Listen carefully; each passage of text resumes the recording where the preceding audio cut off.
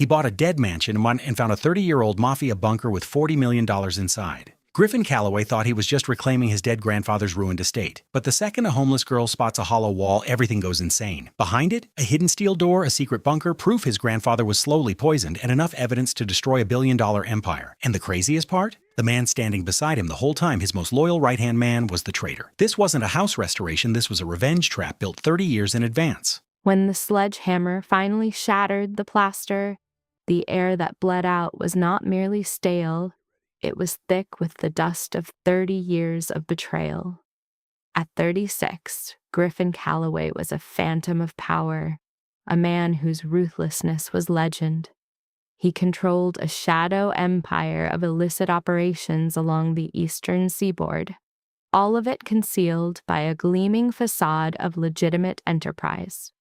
He answered to no one, he bowed to no one, and the only man he had ever looked up to, his grandfather Henry, who had carved that empire from stone, had been in the ground for 3 decades. A heart attack, they had called it.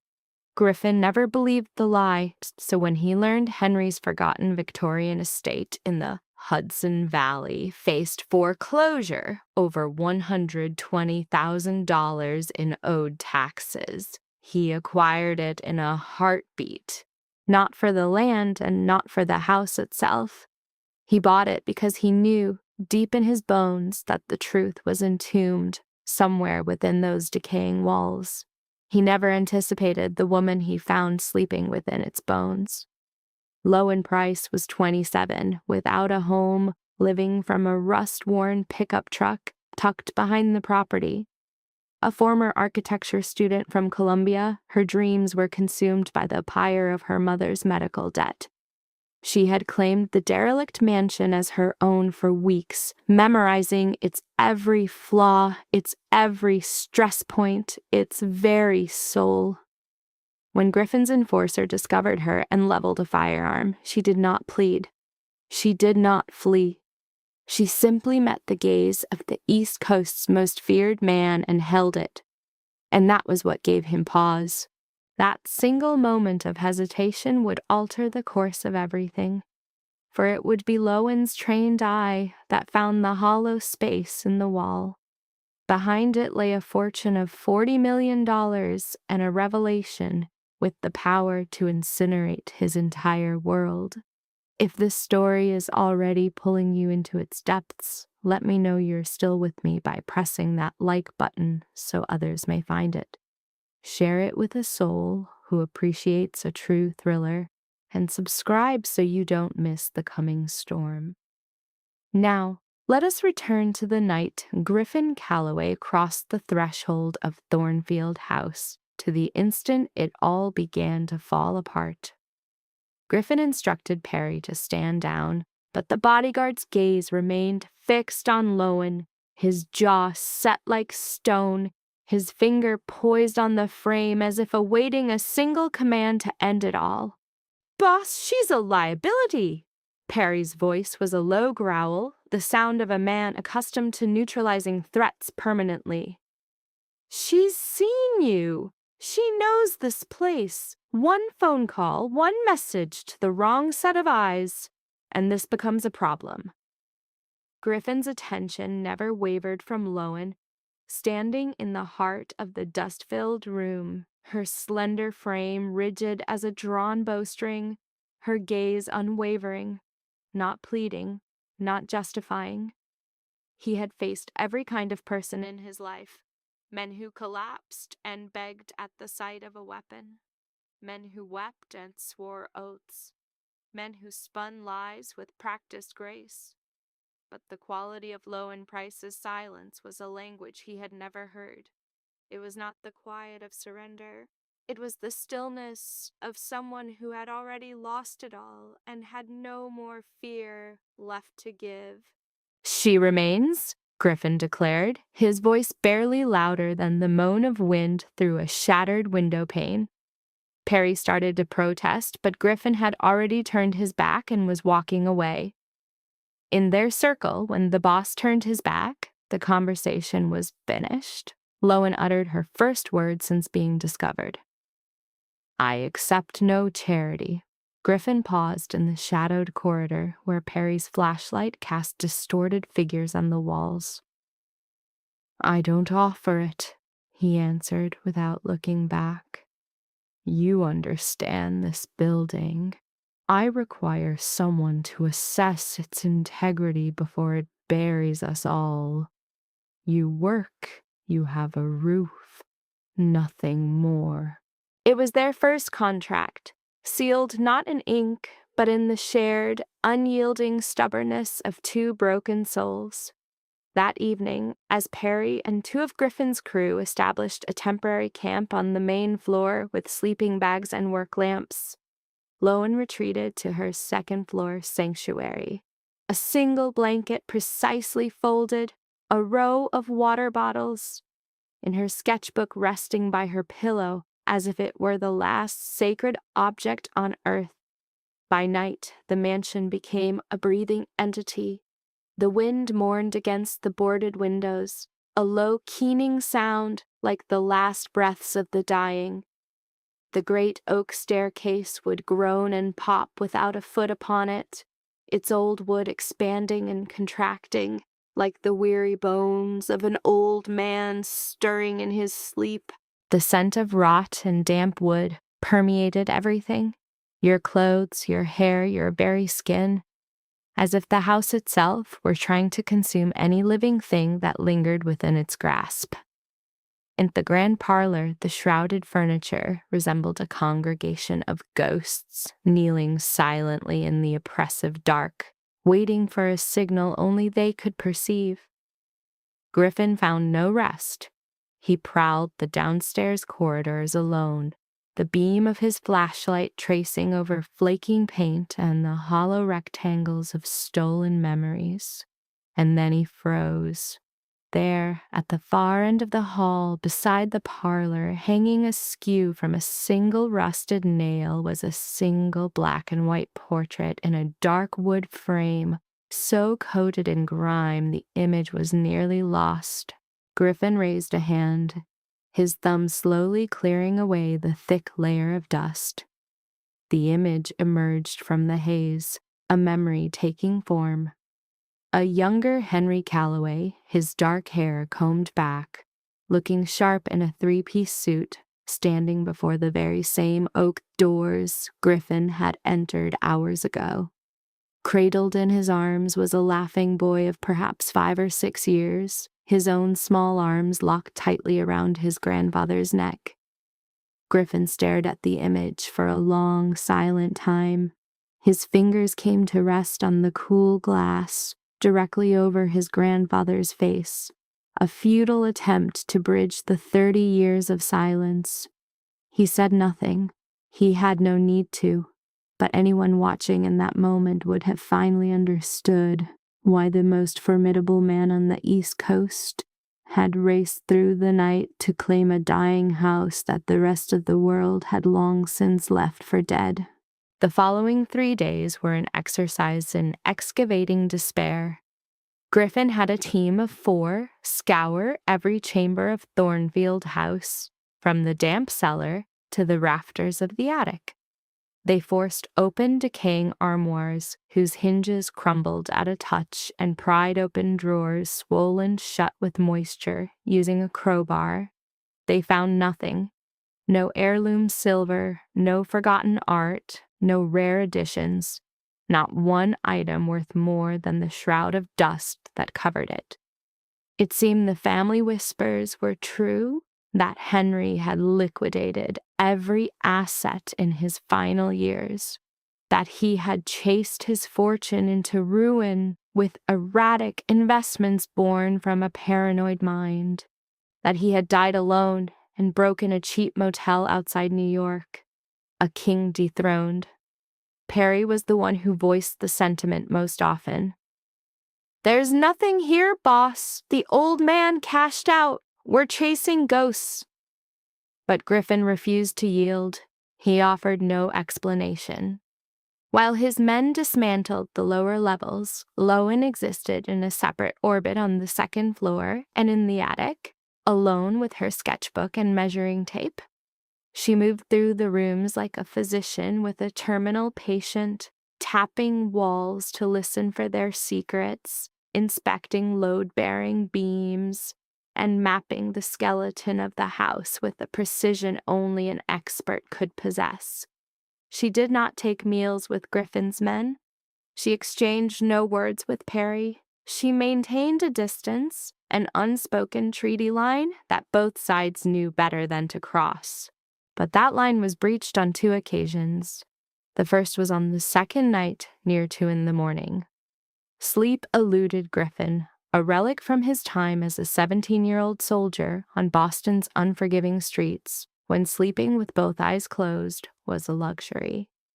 He ascended to the 2nd floor and noticed a sliver of light from under a door at the corridor's end. He pushed it open without announcement. Lowen was on the floor, propped against the wall, a candle flickering from inside a glass bottle beside her. She was sketching.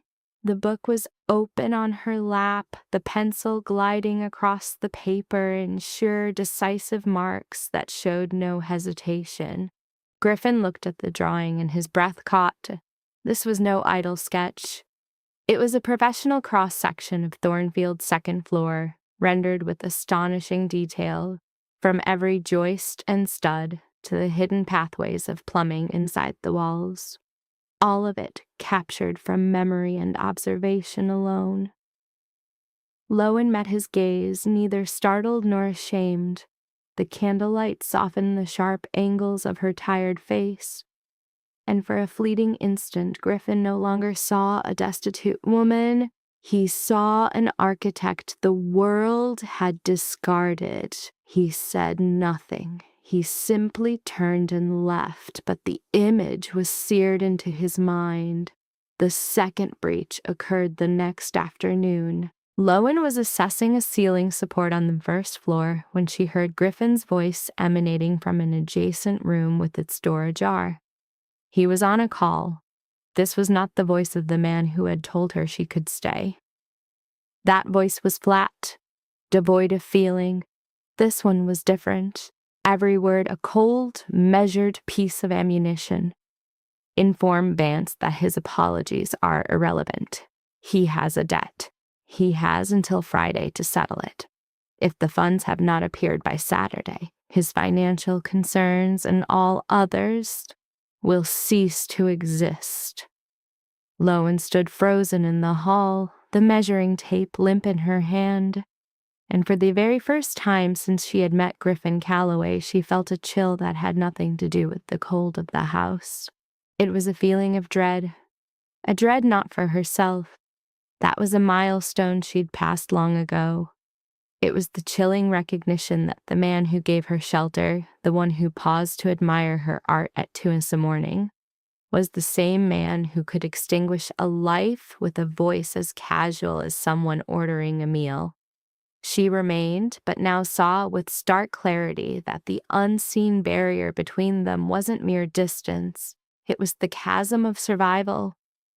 That very afternoon, as Griffin examined Thornfield's original blueprints in the ground floor study, Perry went out to the porch when his phone buzzed. He glanced at the screen, hesitating before answering. Instead, he moved away from the entrance, circling to the far side of the building, where stone muffled his voice as he spoke in a low murmur, nearly a whisper. His back was to the house, a hand shielding his mouth. Griffin looked up from the plans just as Perry finished the call and turned. For a sliver of a second, their gazes locked. Perry offered no explanation. Griffin posed no questions. Yet something minuscule, like a hairline fracture in stone, had just formed between them.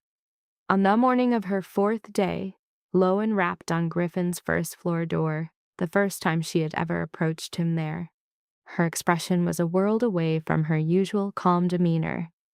The quiet poise was gone, replaced by a controlled turmoil, the look of someone who had witnessed something and was still debating if it could be put into words.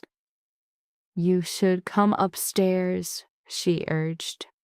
There was a room I couldn't access for weeks. The door was stuck. I managed to force it open this morning. Griffin ascended the staircase with her, Perry trailing instinctively behind. The room was situated at the end of the east wing corridor on the second floor. Its massive oak door hung askew, the top hinge pried loose by Lowen's crowbar. The instant Griffin crossed the threshold, he knew why she had summoned him. It had been a study once, and once was the operative word for whatever its state. 30 years prior, it now appeared as if a hurricane had been unleashed within its four walls. Books were eviscerated, their white spines shattered, pages strewn so densely they almost obscured the Persian carpet underneath. The shelves lining the walls were hollowed and jagged, resembling a jaw with half its teeth ripped out. But this wasn't the work of an enraged intruder. The books had been destroyed with a cold precision, one after another, as if someone had been scouring every single page for a hidden secret.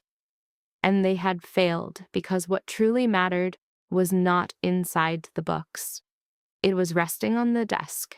A dark walnut desk sat under the boarded-up window, bearing a stack of leather-bound ledgers, so coated in dust that when Griffin touched the top one, his fingerprints left a mark as clear as a track in fresh snow.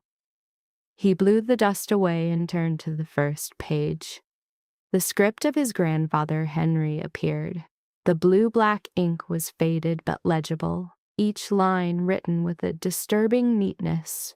This was no diary, it was a procurement log. March 7th, 4,000 pounds of Bessemer steel, load-bearing beams delivered to the back gate, 2 in the morning. April 12th, 2 Caterpillar industrial diesel generators, lead shielding settled in cash, no receipt. August 9th, independent ventilation system install finished. Contractor became too inquisitive. Contract ended prematurely. Griffin flipped through page after page, his pace slowing with each entry. All transactions were dated between 1988 and 1993. 5 consecutive years spent acquiring military specification materials in vast amounts, costing millions of dollars. Structural steel, generators, ventilation, reinforced concrete, blast doors. His grandfather had covertly converted this home into a fortress right under their noses, while his family wrote him off as consumed by paranoia. Griffin raised his gaze, scanning the ruined study, the hallway beyond, and the floor beneath him. He had explored every part of this house for 3 days. There was no sign of steel reinforcements, no generators, no advanced ventilation beyond the old, rusted ductwork of a Victorian estate. 4,000 pounds of steel, 2 industrial generators, tons of concrete. Where did it all go? Lowen stood in the doorway, observing Griffin as he read. She asked nothing, having come to understand that with him, silence was the most powerful form of communication. Perry moved closer, peered at the ledger over Griffin's shoulder, and gave a slight shrug. Just more proof of the old man's madness. The boss bought military hardware and never put it anywhere.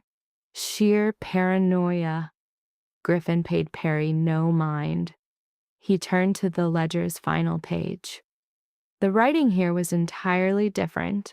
No longer was it the neat, even script, but a trembling, hurried scrawl, slanted as though written by a hand shaking with terror, or fatigue, or both. They are closing in. The hounds are on the trail. The gallery is sealed. Let them believe I am mad.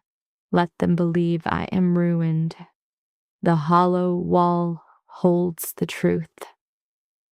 Griffin read the line again, and then a third time.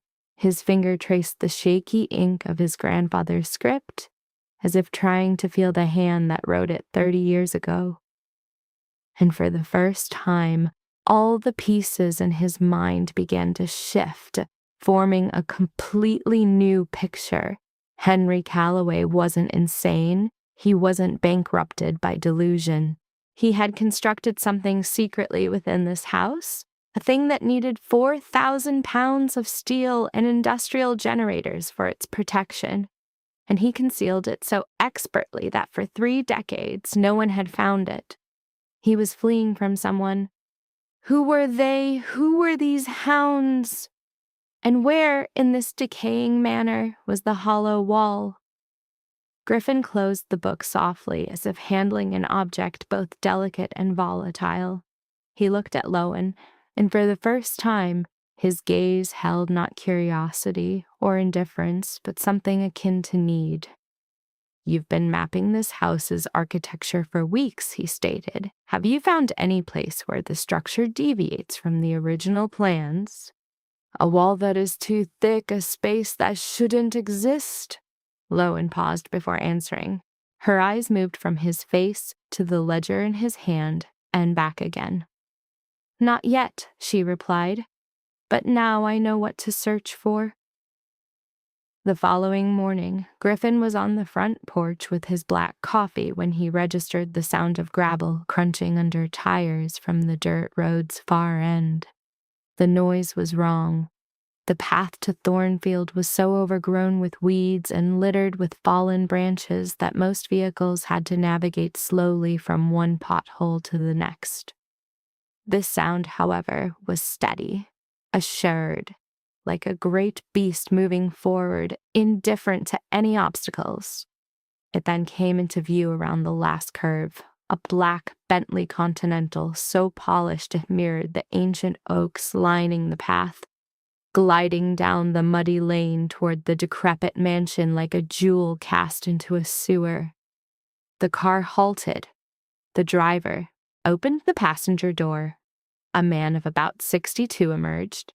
His silver hair was combed back flawlessly without a single strand out of place. A custom gray 3-piece suit was tailored perfectly to his frame. He glanced down at the mud with a brief flash of annoyance before stepping onto the porch in his polished leather shoes. Yet the first detail Griffin registered wasn't the attire or the vehicle. It was the smile. A smile that was wide, self-assured, and friendly enough to seem almost warm. But it stopped sharply at his lips, never touching his eyes. Those eyes were cold, appraising, and they swept over Thornfield's facade with an expression Griffin instantly recognized, having seen it in his own reflection 1,000 times. It was hunger. "Griffin Calloway," the man announced, his voice as deep and rich as aged bourbon, offering a raised business card so dense it felt more like a tile. "Warren Ashford of Ashford and Crane Holdings. I've been a developer in the Hudson Valley for over 30 years. I have been watching this property for quite some time." Griffin accepted the card but didn't look at it or pocket it. He just held it between 2 fingers, as if it were something he hadn't decided was worth his attention. "What is it you want?" "Direct. I appreciate that." Warren stepped onto the porch, his gaze still fixed on the mansion's exterior. "I'm aware you've recently acquired Thornfield.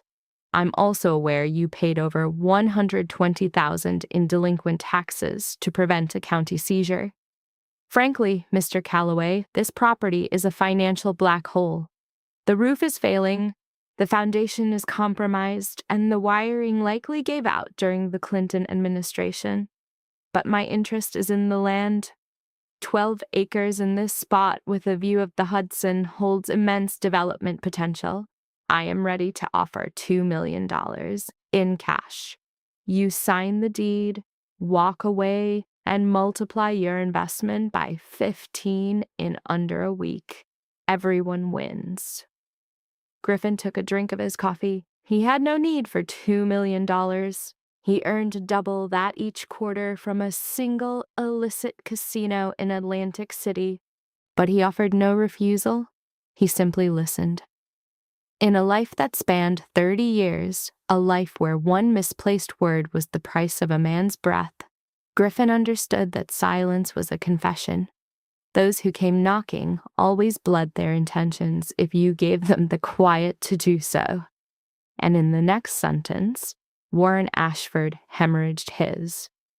The truth is, the house requires demolition regardless, Warren pressed on, his voice a silken thread, but his gaze dropped, a flicker toward the foundation so swift a normal man would have missed it. Griffin was not a normal man. It's a shame, really, but the sub-basement took on heavy water back in the 1990s. It jeopardized the entire foundation. We'd need to bring in excavators to sort it out before anything new goes up. Not a single muscle in Griffin's face betrayed the Arctic shift within him. His entire being turned to ice. He had studied the original schematics for Thornfield House just last night. Lowen herself had spent 3 weeks charting every joist and beam of this place. The plans never once mentioned a sub-basement. The house stood on a bed of dense glacial till and unforgiving clay, a geology so unstable that any clandestine digging would have been flagged as structural suicide by the county. There was no flood. The foundation was sound. Warren Ashford was weaving a lie, and the lie was coiled around a specific place, the space beneath the ground, the very spot from which 4,000 pounds of Bessemer steel and 2 massive generators had vanished 3 decades ago. He knew. The man knew something was hidden below, and he had come to claim it. I'll consider it, Griffin said, his tone so level that Perry, just behind him, heard nothing amiss. For a beat, Warren stared, and for the first time, the smile dissolved. His smooth facade hardened into something sharp and cold as a switchblade, revealing a predator beneath the bespoke suit. Don't play the fool, Calloway, Warren's voice dropped, laced with gravel. Your grandfather tried this game, and we all know how that story ended. He turned, descended the porch steps, and slipped back into the car. The Bentley retreated down the muddy lane, vanishing into the ancient oaks. Griffin remained a statue on the porch, his coffee now a cold weight in his hand. Perry moved closer. Say the word, boss. Griffin gave no reply. He was dissecting Warren's final words, feeling their shape in his mind like a spent shell casing. Your grandfather tried this game. This wasn't a developer's warning. It was a murderer's boast. Warren Ashford knew how Henry Calloway died because his family had authored that death. For 30 years, the suspicion had been a shard of glass lodged in Griffin's chest. Now, on the porch where Henry had held him as a boy, that shard finally had a name. That evening, a storm broke over the Hudson Valley without preamble.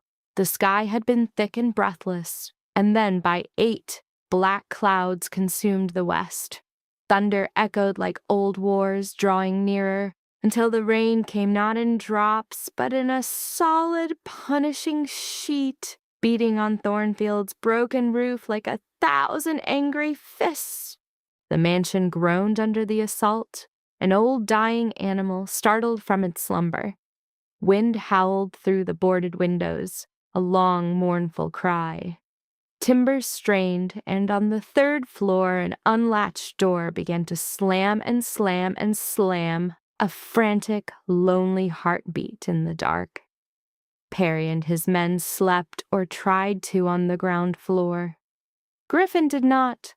He sat in the ruin of the 2nd-floor study, his grandfather's ledger open on his lap, the beam of his flashlight tracing one final line until the words were etched onto his soul. The hollow wall will keep the truth. He registered the soft footfalls before he saw her. Lowen appeared in the doorway. her hair damp from a leak in the ceiling, a sketchbook held to her chest like a shield. "Can't sleep," she stated, not as an excuse, but as a shared condition. Griffin didn't bid her to enter, nor did he ask her to leave. She came in on her own accord, sinking to the floor nearby, her back against a heavy walnut desk.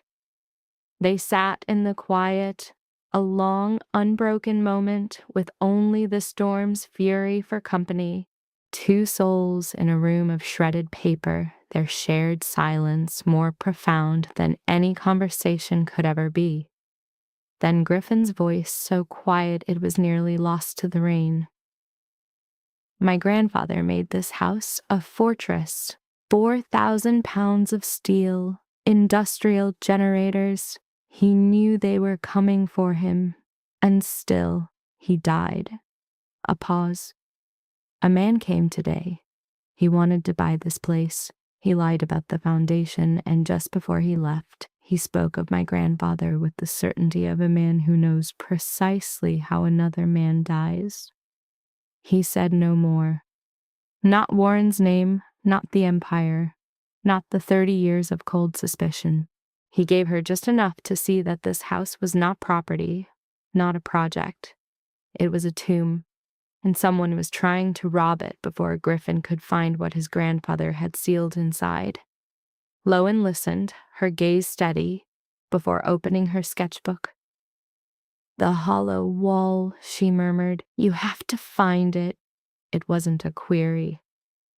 "If he concealed something in the structure," she continued, flipping to a cross-section of the second floor she'd drawn by candlelight, "I can locate it, but I need to take new measurements." She rose, tape measure in hand, and moved into the hall. Griffin was right behind her. Lowen measured the corridor from end to end, the tape pulled taut across the warped floorboards. 45 feet. She then stepped into the study, the room that backed onto the hall, and measured its interior. 39 feet. Her eyes met his. 6 feet, she said. "There's a 6-foot discrepancy between this wall and the one in the hallway." She crossed to the north wall, dominated by a vast mahogany bookcase that spanned its entire length. She rapped her knuckles on its heavy frame, listened, then knocked on the plaster beside it. The acoustics were different. "This isn't furniture," she declared. "It's integrated into the structure, the frame, the back. It's all part of the architecture. You don't do that unless you're hiding the wall itself. Behind this is a 6-foot void that exists on no blueprint."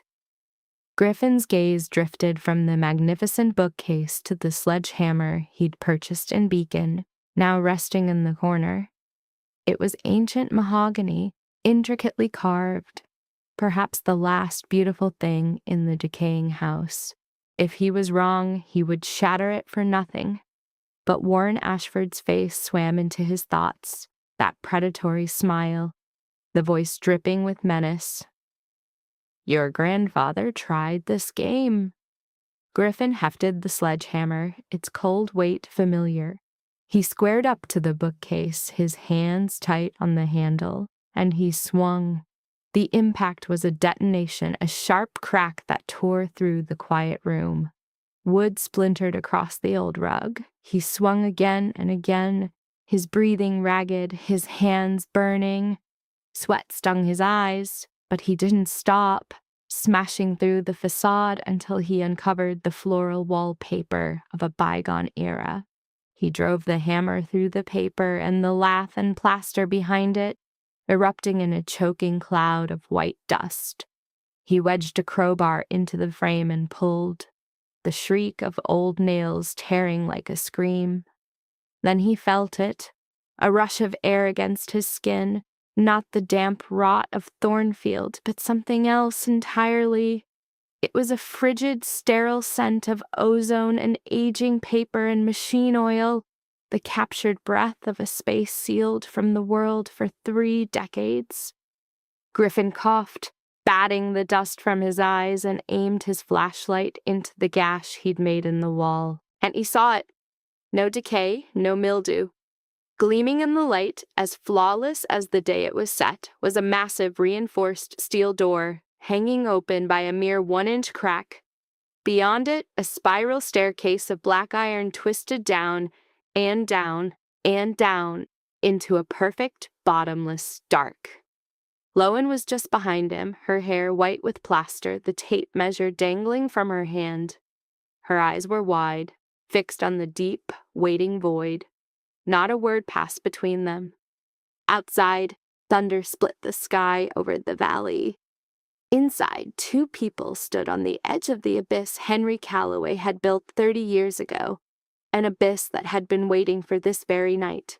As Griffin passed through the fractured wall, a deep chill seeped through his boot, piercing the very marrow of his ankle at the first step of the spiral staircase.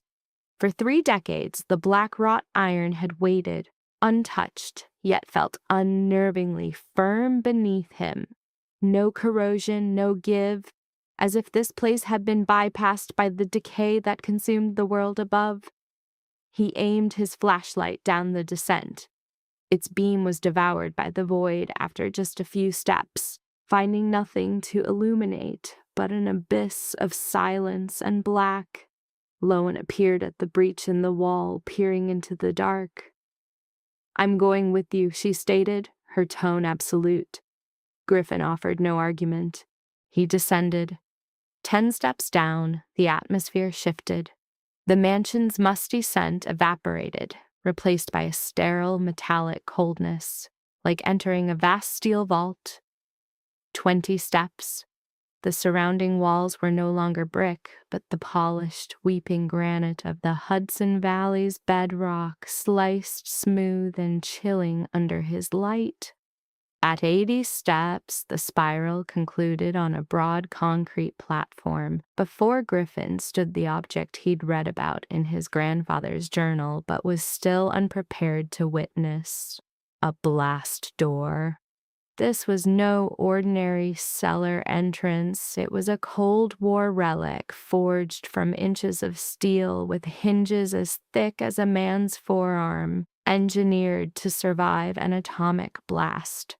The door was ajar by a mere inch, a slender, dark opening like a mouth struggling to form a final word. Griffin jammed the crowbar into the space and threw his weight against the iron lever. The hinges shrieked, a sound like talons scraping against glass that echoed up the stairwell. With a groan, the door swung inward. The darkness beyond was total, not the absence of light in a room, but a primordial void that had never known illumination, thick and viscous. Griffin's flashlight cut through the space, revealing massive silhouettes. In the left corner sat a hulking machine, painted in olive drab, connected to a steel exhaust system that vanished into the stone ceiling.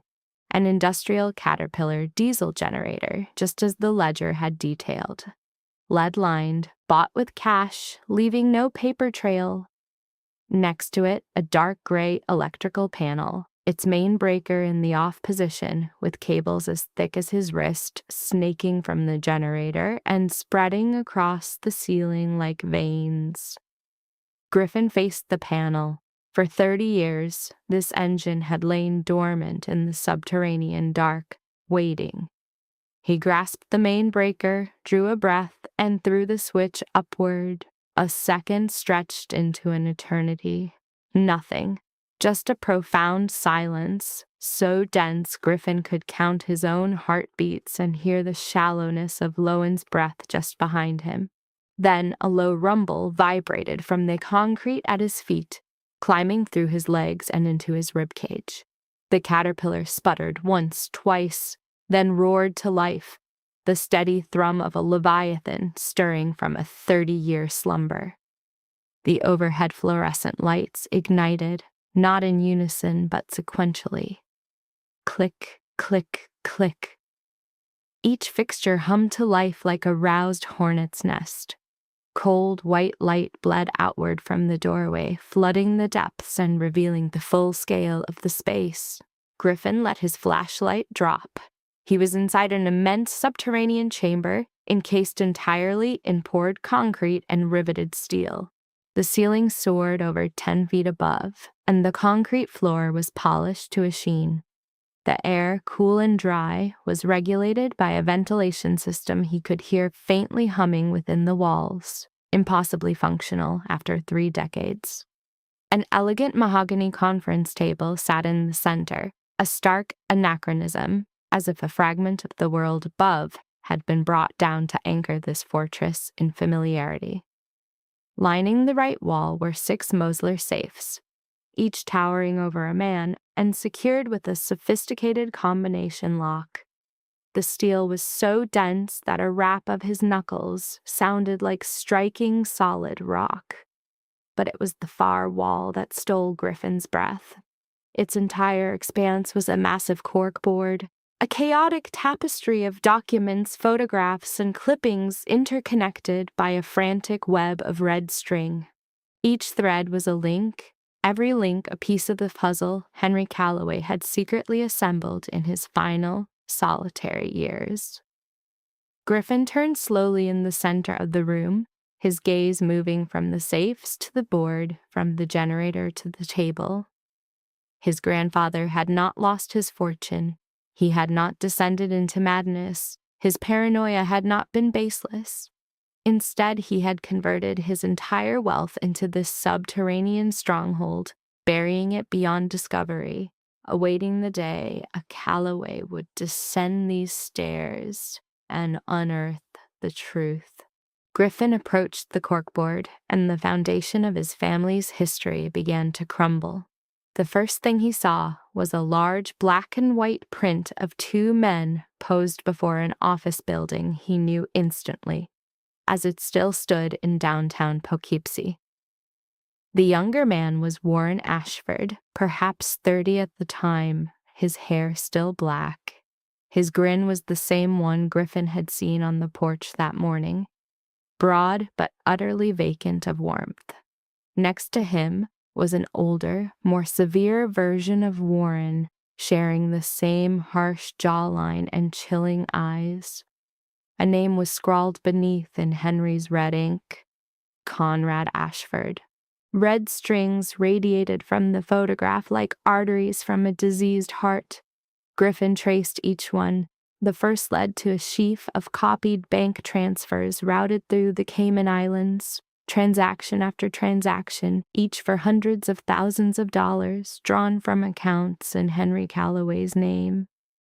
But the signatures on the orders were forgeries, matching none of the samples in Henry's ledgers. A second thread connected to notarized contracts transferring assets. Land deeds, corporate shares, mineral rights, all bearing Henry's forged signature and funneled to a holding company which, after 4 layers of ownership, revealed its true name: Ashford and Crane Holdings. His grandfather's fortune had not been sold.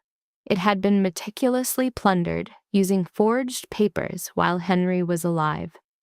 The third string led to an opened envelope containing a copy of an engineering report for the Ashford Creek Dam, built by Ashford and Crane in 1987. Tucked inside was a buried independent inspection that stated unequivocally the contractor had cut corners on rebar and waterproofing to save millions, creating a catastrophic collapse risk that remained unaddressed. But the last thread made Griffin clutch the mahogany table for support. It pointed to a slender medical file, yet each page within felt as dense as lead. These were the confidential blood test results Henry had obtained from a Connecticut lab 3 months before he passed away. The results revealed a dangerously elevated concentration of digitalis in Henry's system, not from a prescription. He had no known heart condition, but from an external source. Digitalis, derived from foxglove, induces gradual arrhythmia when administered in small doses over time, culminating in chronic heart failure. When the end comes, an autopsy would show only that, especially with the forensic science of the early 1990s. Henry Calloway did not die from a heart attack. He was murdered slowly and methodically over months, and he was aware of it. He had known, yet he had still perished. Because by the time he understood, his own body had been rendered too frail to resist, leaving him just enough vitality to document the crime, construct this underground sanctuary, and pray for a Calloway to one day find it. Griffin was unaware he was trembling until Lowen's hand rested on his shoulder. Her touch was light, warm, and unspoken, a silent gesture that conveyed more than words ever could. He stood, knuckles white on the edge of the table, head down, his breathing ragged. And in that moment, the man feared up and down the East Coast resembled a 6-year-old child, experiencing the loss of his grandfather all over again. My grandfather. They murdered him, he whispered, the words ragged and raw. He wasn't speaking to Lowen, but to the cold concrete, to Henry's ghost, to 30 years of unspoken truth. He drew a steadying breath and crossed the row of Mosler safes.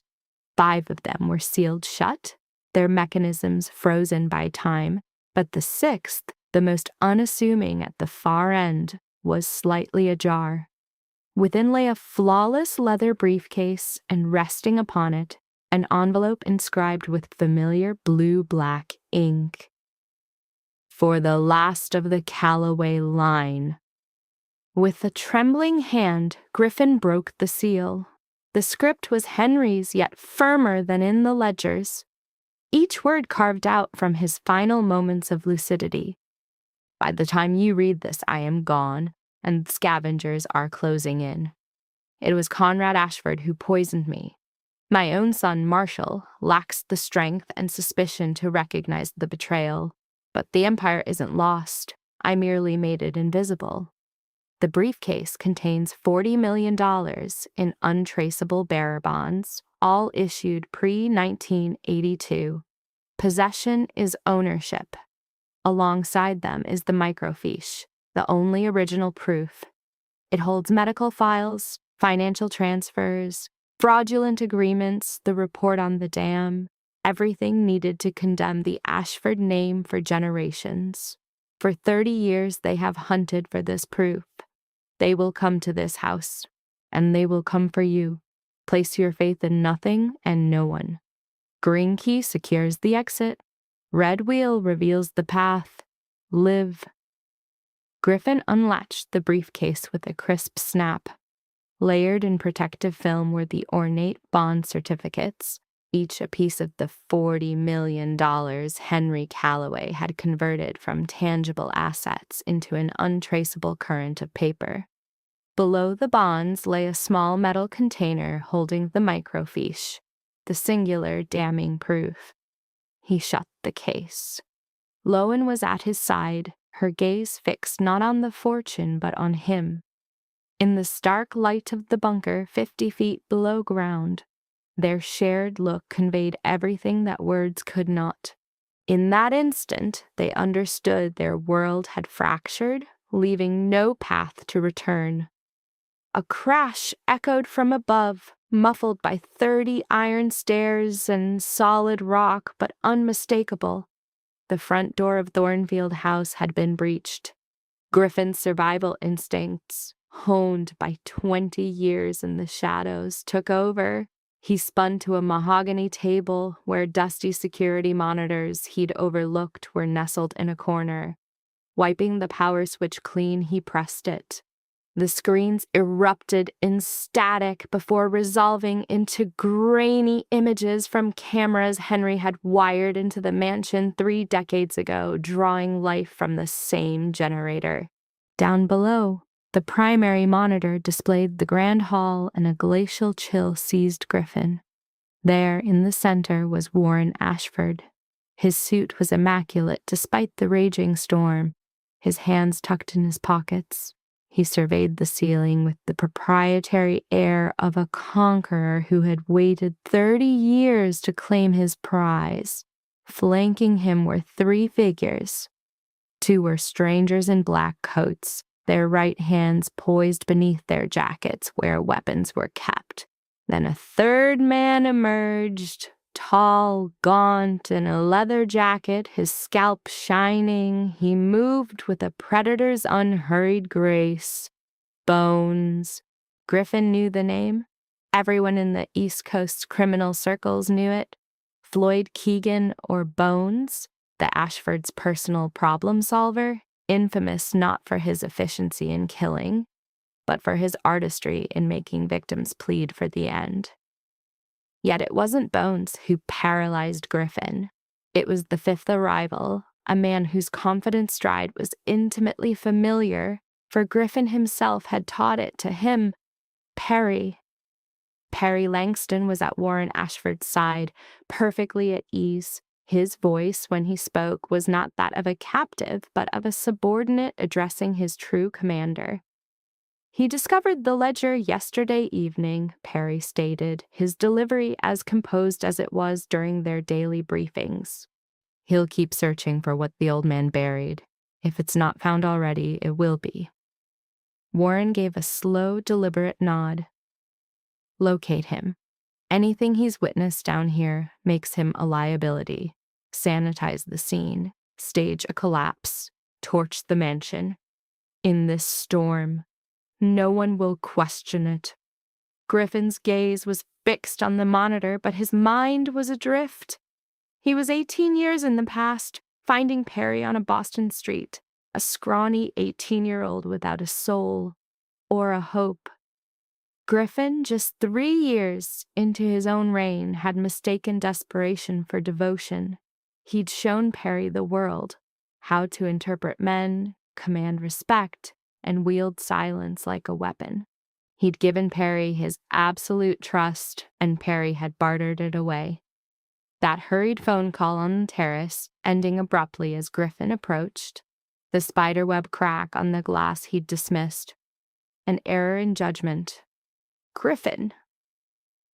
Lowen's voice, sharp as broken glass, sliced through his daze. We have to move. Now. He blinked, his focus returning to her. Her expression wasn't fearful, but intensely analytical, like a planner identifying demolition points and escape routes. She yanked him from his paralysis with an urgency born of knowing that hesitation was a luxury they could no longer afford. The monitor showed Bones ascending to the 2nd story. He paused at the study, and his flashlight beam illuminated the gaping chasm where the bookcase once stood. Griffin watched the precise moment of discovery. Bones pivoted, his voice echoing down the stairwell. He's up here! There's a passage below! Footfalls hammered overhead, followed by the clang of boots on the spiral stairs. They were descending. Griffin secured the briefcase, slinging the strap over his shoulder. Without a word, Lowen seized the small metal box of microfiche, concealing it deep within her coat. Griffin sprinted to the generator's control station. A large green-painted iron lever was fixed to the base. Green key secures the exit. He gripped it with both hands and threw his weight into it. A deafening siren ripped through the bunker, forcing Lowen to shield her ears. Then came an unforgettable sound. Powerful hydraulics forcing a hidden steel shutter to cover the study entrance above as the blast door below sealed shut. The stairwell was now a cage. Bones, on the steps, instantly grasped the situation. He leaped down, leveled his firearm, and sent 2 rounds into the shrinking opening. A bullet whined off the metal, screaming like a stylus on glass as sparks showered the darkened passage. Griffin pulled Lowen to the floor behind the table, shielding her with his own frame, a pure, unthinking reaction to protect the last person who mattered. With a deafening boom, The blast door crashed into place. Automated steel bolts slid home with a sequence of heavy, echoing reports sealing them in. Then silence descended, broken only by the faint, useless clamor of their pursuers, now trapped on the other side of impenetrable steel. Behind the table, Griffin and Lowen caught their breath, the acrid scent of cordite lingering in the chilled atmosphere. They were safe, yet imprisoned 50 feet underground in a tomb of concrete. He rose, helping Lowen to her feet, his hearing still muffled by the door's impact. He surveyed their new reality, a sealed chamber. The frantic pounding on the door continued, but it was fading, becoming as distant and ineffectual as a far-off storm. While Warren Bones and Perry were caged in the stairwell, Griffin and Lowen were equally confined below, with no apparent escape, unless Henry's final plan had accounted for this very moment model. A red wheel opens the passage. Griffin bolted to the bunker's far wall, circling a giant corkboard laced with documents and scarlet string. He nearly crashed into his goal before he saw it, a steel pipe as thick as a man's thigh jutting from the concrete. On its end, a cast-iron valve wheel, painted red and the size of a truck's, its spokes shrouded in decades of dust. He gripped it and heaved. It refused to budge. 30 years of corrosion had fused the metal solid. He locked his grip, pouring his entire body into the effort, veins cording his neck, his face crimson, but the iron was unyielding, silent, and immovable. Together. Lowen was suddenly there, her hands claiming the opposite spokes, her shoulder pressed firmly to his. She wasted no time asking which direction. One glance at the valve's position told her everything. Counterclockwise. 1, 2, 3. They threw their weight in unison, his raw power meeting her relentless will, both driving their shoulders into the spokes. A second passed, then 2, followed by a sharp crack, a dry pop like a snapping bone. Rust rained from the shaft as the wheel ground into motion, heavy and resentful, one revolution at a time. The concrete wall behind the board hissed as compressed air escaped the faint outline of a hidden rectangle. It wasn't a wall but a pressure door, perfectly camouflaged, now swinging outward on silent hinges, revealing a darkness wholly alien to the bunker's sterile gloom. The scent of damp soil flooded in, thick with the smell of rotting timber, decaying roots, and the sour mineral tang of earthworms and clay, drenched by years of moisture. A tunnel carved from granite bedrock and fortified with the same Bessemer steel beams from the ledger stood before them.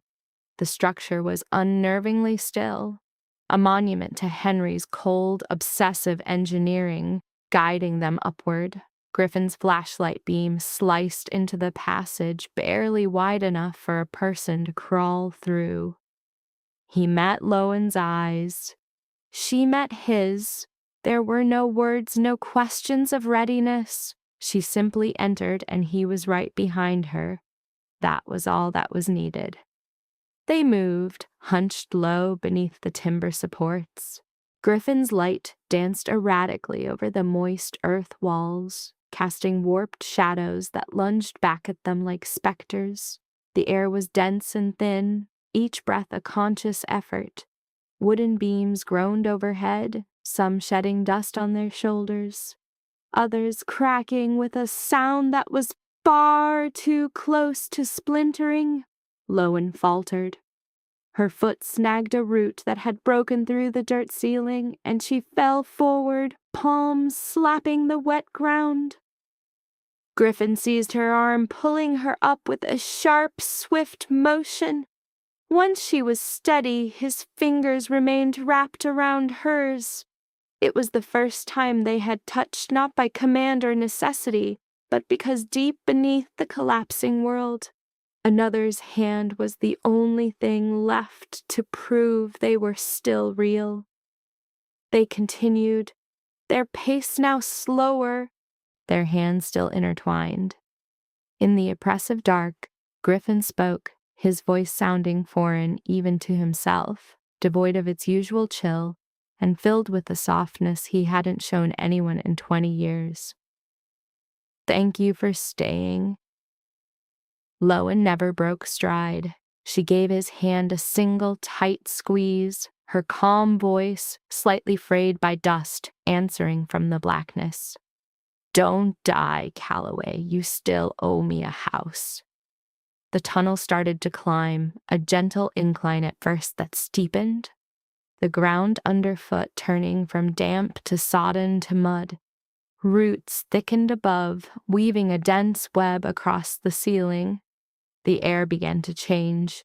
The scent of earth remained potent, but it was now laced with the aroma of wet grass and rain, the smell of the world outside, of the sky. Griffin glanced up. A heavy, reinforced stone slab formed the ceiling, ingeniously disguised as the carriage house floor. A hidden release lever nestled in its steel frame. Releasing Lowen's hand, he planted his palms against the decaying wood and pushed.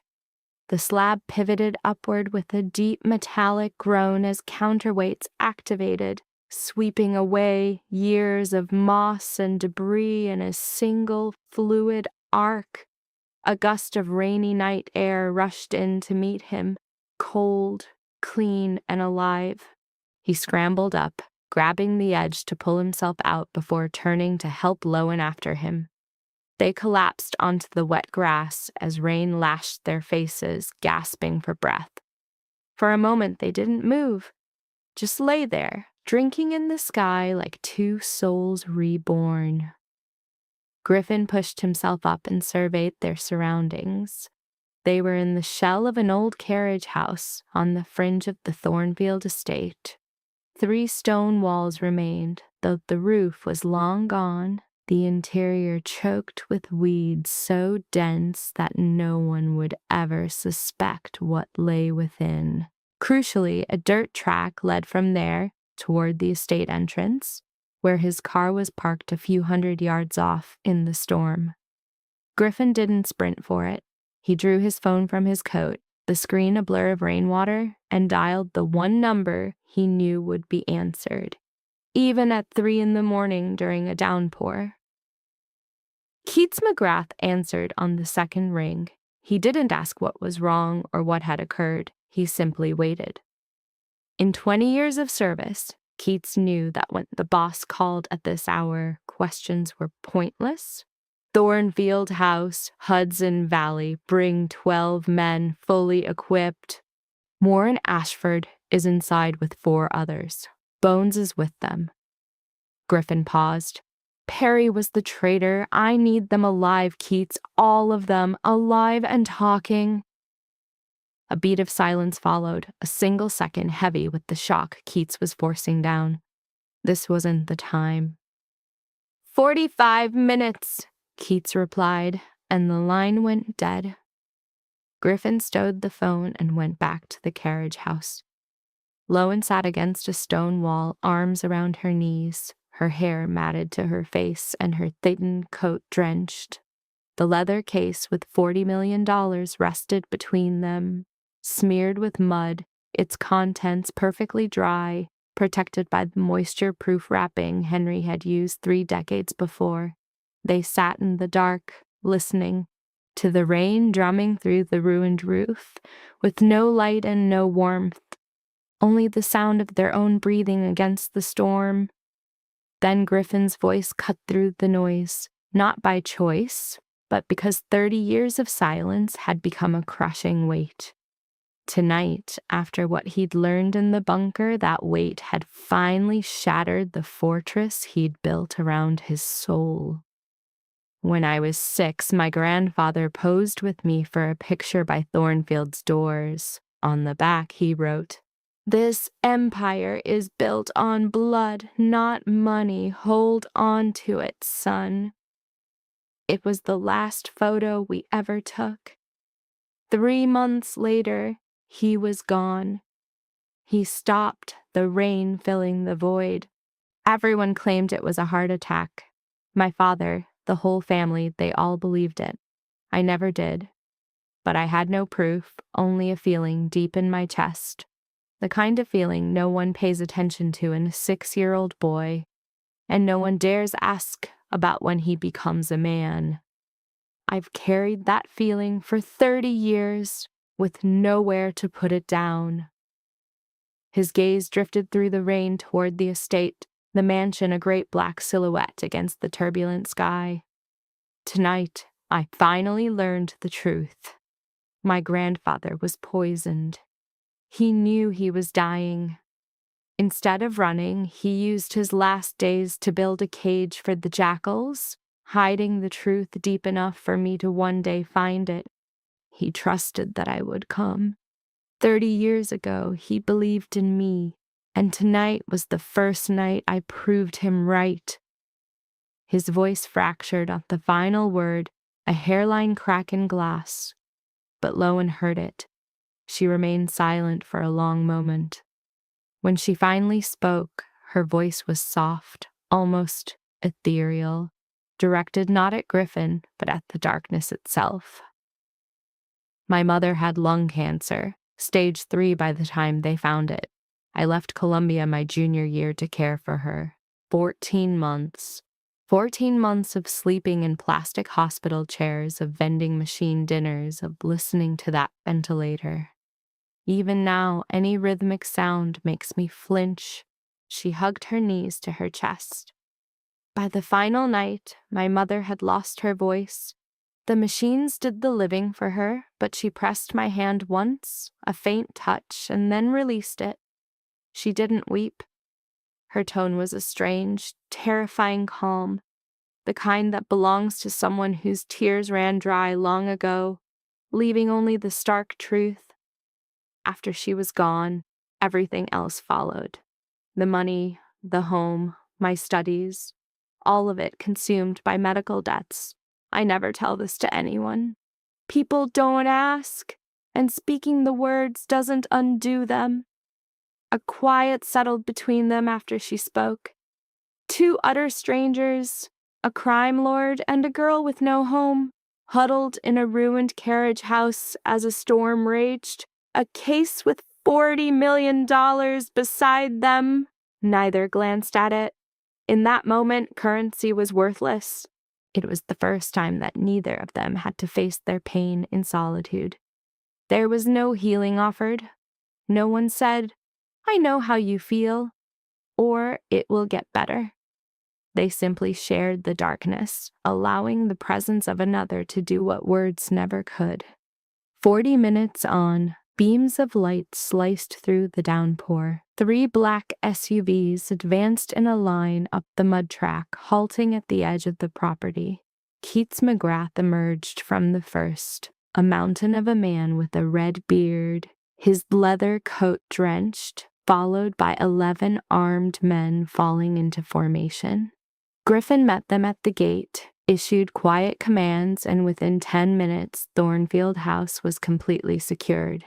Warren, Bones, Perry, and the 2 gunmen were discovered precisely where Griffin predicted, trapped in the confining stone passage between the locked shutter and the heavy blast door, their rage replaced by exhaustion and helplessness. Keats's crew escorted them to the first floor, forcing them to their knees, hands clasped behind their heads. Griffin strode into the grand sitting room, a space still shrouded in dust and pale sheets, and came to a halt before Warren Ashford. The old man knelt on the decaying floorboards, his fine suit soiled, his silver hair a mess, but his gaze remained cold and defiant. Griffin looked down upon him with a perfect stillness, the kind of quiet that comes only after a man has walked through the furnace of his own rage and emerged on the other side. 30 years ago, your father administered poison to my grandfather, Griffin stated, his voice so even it could have been discussing the weather. digitalis in small amounts over many months. He disguised murder as a slow illness, and no one ever questioned it. You then took what your father stole and erected Ashford and Crane upon the ruin of my family. You assumed that secret was buried with Henry Calloway. Griffin unlatched the briefcase and removed the small black metal case with the microfiche, holding it before Warren's eyes. You forgot my grandfather always had a contingency. The medical files, the transfer records, the fraudulent contracts, the Ashford Creek Dam report, it's all accounted for. The originals, everything the FBI needs to dismantle Ashford and Crane Holdings inside of 48 hours. Warren stared at the microfiche container, and for the first time that evening, the old cold eyes flinched. Griffin didn't surrender the evidence to anyone there. He secured the microfiche reel in his personal safe in Manhattan and dispatched 3 copies simultaneously within 24 hours of that stormy night. The first was sent to the Financial Crimes Division of the FBI in Lower Manhattan, inside a sealed envelope containing an anonymous letter that outlined the entire scheme of forged ownership and the location of the records that proved the poisoning. The second was delivered to the investigations desk at the New York Times with enough detail to promise any journalist a Pulitzer. The third copy landed with Orla Finch, Griffin's counsel, bearing explicit instructions. Should anything befall Griffin Calloway, if he vanished, had an accident, or died unexpectedly, Orla was to release the full contents to every major news outlet and law enforcement agency on the East Coast within the hour. It was a 3-pronged measure of power, not of justice. Griffin didn't deliver them to the authorities that night. He let the copies fly out into the storm like discarded things. Knowing the truth was already in motion, he wanted to give them 48 hours to witness their world crumble before the law finally came for them. Federal agents raided the Ashford and Crane Holdings headquarters in Poughkeepsie on Tuesday morning, seizing servers, hard drives, and 43 boxes of documents. 11 executives were taken into custody from their offices. Warren Ashford was apprehended at his residence in Rhinebeck that same morning. He was still in a silk robe, a coffee cup in his hand, his features for the first time completely void of control, as he saw 6 agents in tactical gear on his doorstep. Bones was arrested 2 hours later at a Kingston motel, in the middle of trying to erase his phone's data. The list of charges against them included conspiracy to commit murder, extortion, money laundering, 3 decades of financial fraud, and the willful concealment of safety risks in the Ashford Creek Dam project, which had put the public in danger. The story detonated in the media. Ashford and Crane Holdings, the Hudson Valley's largest real estate empire, was transformed from an icon to a disgrace overnight. But Griffin was not watching the news. On the evening of Warren's arrest, he was seated in a small Italian restaurant in Manhattan's West Village. The sort of establishment with no sign, no printed menu, just white candles on dark wood, and the aroma of fresh basil lingering in the air. Griffin had instructed Keats to deliver the traitor to Manhattan quietly. This was not a meeting between old comrades. It was a final reckoning. Perry Langston sat across from him, his posture erect, hands placed on the table, gaze locked on Griffin. He made no attempt to flee. He offered no excuses. He understood better than most that in their world, flight and explanations were equally pointless. Griffin ate his pasta with deliberation, twisting every strand around his fork with the patience of a man with all the time in the world. He took a sip of wine, placed the glass down, and then met Perry's eyes directly. And Perry, who had met the stare of his enemies without flinching for 18 years, was the first to look away. "Do you know what I despise most, Perry?" Griffin asked, his voice casual, as if commenting on the season. "It's not betrayal. Betrayal is a simple thing. Big stakes, weak men, it's a daily occurrence. What I despise—" He stopped, slowly turning the wine glass by its stem. "Is that you thought I wouldn't discover it. For 18 years I showed you everything, yet you still misjudged me. That is what I find so insulting." Griffin gave no order for Perry to be killed. No gunshot echoed through the Italian restaurant that night. Instead, by the time Perry left the establishment, everything he had ever owned was gone. His access to his bank accounts was severed. His phone, a new number provided by the Callaway Syndicate, was disconnected. The Brooklyn apartment whose rent Griffin had covered was already being emptied by a team of men. A single brief message had been sent to every contact in the criminal network from Boston to Miami. "Perry Langston is no more. Anyone who deals with him deals against Griffin Callaway. In their world, to be killed meant you were at least a memory. To be erased entirely, to become a non-person, to have your calls go unanswered, your presence unacknowledged on the street." That was the ultimate sentence.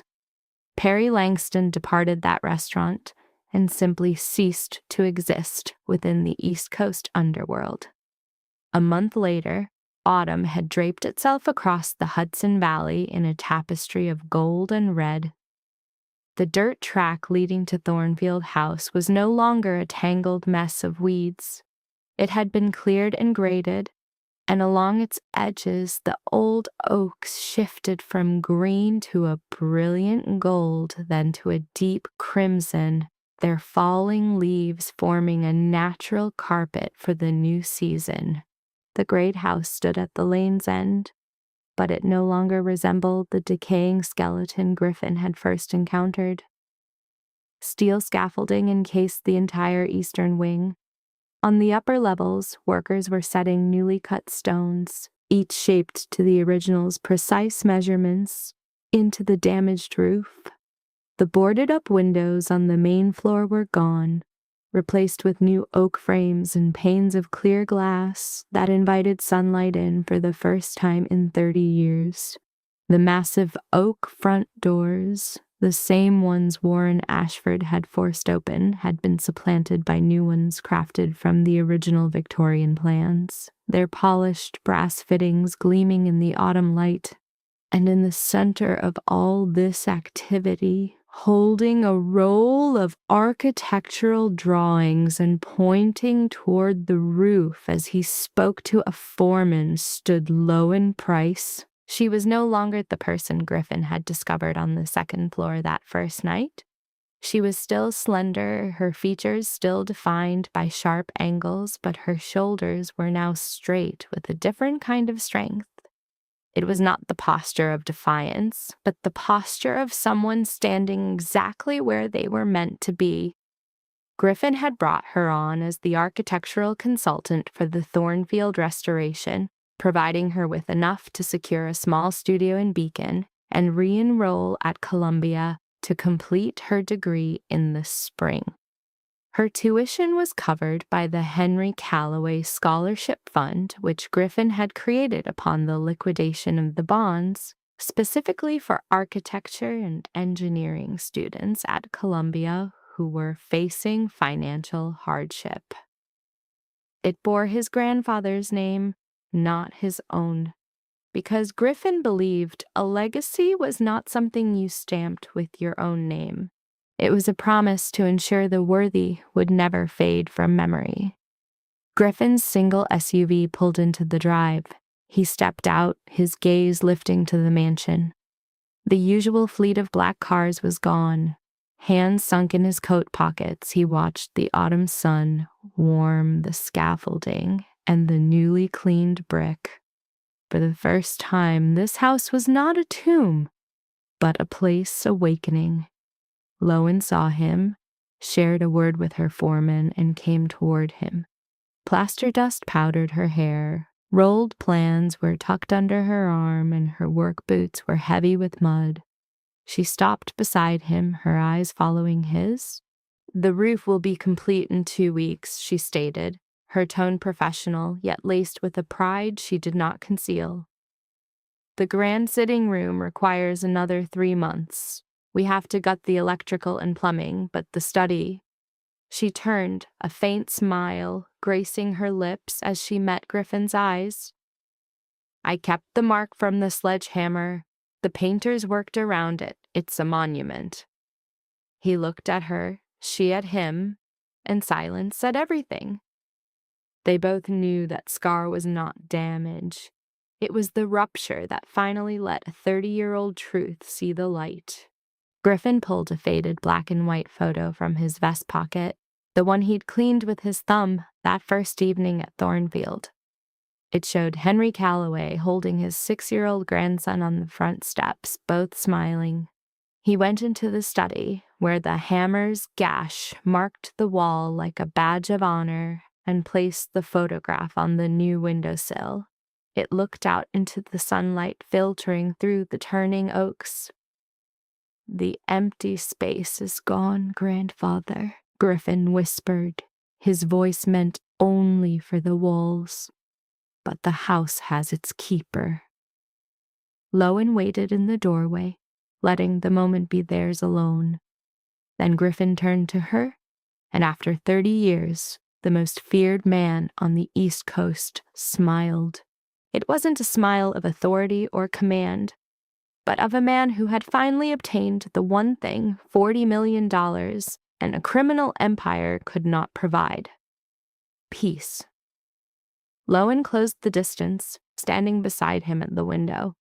She placed her hand over his, a soft, silent gesture. It was the same way she had touched his shoulder in the underground bunker as his world shattered, reading his grandfather's file. This time, however, his world was not breaking apart. It was being pieced back together. They stood together, gazing out at the fall afternoon. The old oaks were alight with color, golden leaves danced on the breeze, and Thornfield House, for the first time in 3 decades, was filled with the sounds of life. The Chronicle of Griffin Calloway and Lowen Price is a tale of barriers. The false wall Henry constructed to conceal a secret, the unseen fortress Griffin built around his heart. The prison of poverty Lowen endured for 6 years. Each one had to be shattered for freedom to be found. Often, the greatest treasures are not held in a vault or a ledger. Sometimes it is the simple bravery to take a hammer to a wall of your own making, to face a painful truth, and to allow another person in when you believed you were meant to be alone forever. If this story resonated with you, I would be so grateful to hear from you. Which scene connected with you the deepest? And have you in your own life ever needed to demolish a wall, be it of fear, sorrow, or your own past, to discover what was waiting beyond? Please share your experience in the comments. I read each one, and it would be a privilege to hear your personal story. If you found value in this narrative, please like the video to help it find others. Share it with someone who might need this message today. And if you're new here, subscribe and activate notifications to join us for new stories every day. To every one of you listening, I send my wishes for good health, for a life filled with joy, and for tranquility in the days to come. Thank you for staying with me until the very end. Goodbye for now, and I will meet you again in our next story.